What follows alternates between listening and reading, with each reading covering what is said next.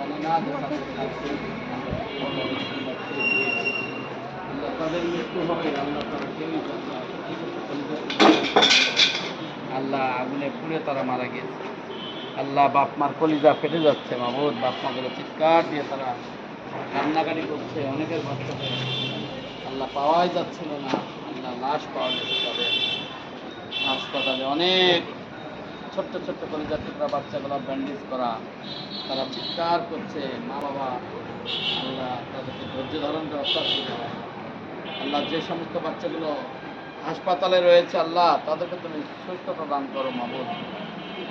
আল্লাহ তারা নিষ্পাপ, তাদেরকে তুমি জান্নাত দান করো। যারা ইন্তেকাল করেছে তাদেরকে জান্নাত দান করো আল্লাহ।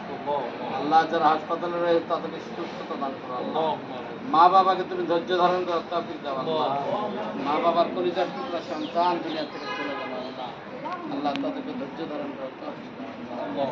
আল্লাহ এইরকমের দুর্ঘটনা যেন বাংলাদেশে না হয় সেই তৌফিক দাও রব্বানা।